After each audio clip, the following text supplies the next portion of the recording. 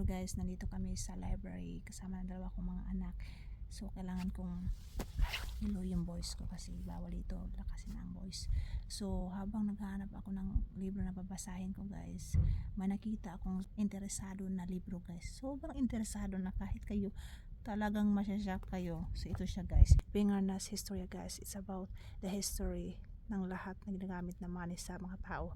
So it's about the money history. Alam nyo ba guys, anong nakita ko sa librong ito guys? Ito siya guys, darang shape i-handin guys. Ibig sabihin yan ay pwede na daw sa future na makabayad ng gamit ang kamay natin guys. Tignan nyo guys, it's not country we can be taller with each shape i-handin. Sa ibig sabihin ay in the future maybe we can pay using our hand. Ano ang nakalagay sa Biblia guys? Yung prophecy sa Biblia ay sobrang totoo, talagang ang revelation na nakalagay sa Biblia. Sobrang nasyak ako guys sa nabasa ko sa librong ito guys. Dito guys, sabi daw dito sa librong ito guys na sa panahon natin ngayon ay maraming naggumagamit ng mga cellphone, mobile telephone para pangbayad sa store kung may bibilhan ka.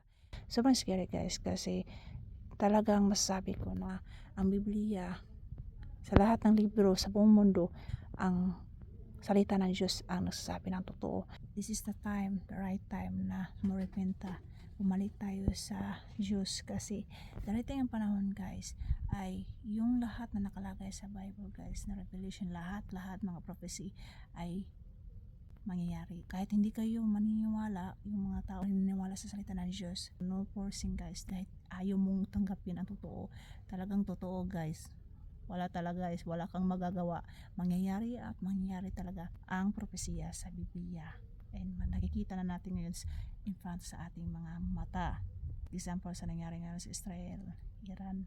So lahat, mga earthquake, famine, so around the world. Kung totoo kang nananampalataya sa Diyos, kailangan wag tayong mag-feel ng takot sa puso natin. Pero for me, it's normal guys kasi sinner tayo. Normal sa atin na makaramdam ng takot. Karamdam tayo ng takot. Ask God for help and to guide us. Kasi iba na ang panahon guys. Ito na ang proof guys na totoo nakalagay sa Revelation. Alam nyo ba guys na ang shape sa kamay guys ay makikita yan sa Bible guys, sa Revelation. So Antichrist guys, na totoo talagang ang kasabihan sa Biblia, prophecy sa Biblia na mangyayari at mangyayari ang nakalagay sa Biblia. So money history guys. Pero tignan nyo guys, card, tignan nyo, and then ano yan guys, tignan nyo guys, parang papareha sa pinakita ni Trump guys last year. Ganito sa lahat ng libro guys sa buong mundo, ang Bible ng Diyos, ang word ng Diyos ay nagsasabi ng totoo. So sobrang scary guys. So guys, sa panahon natin ngayon ay kailangan natin na bumalik sa Diyos kasi itong librong nakita ko guys, money history guys,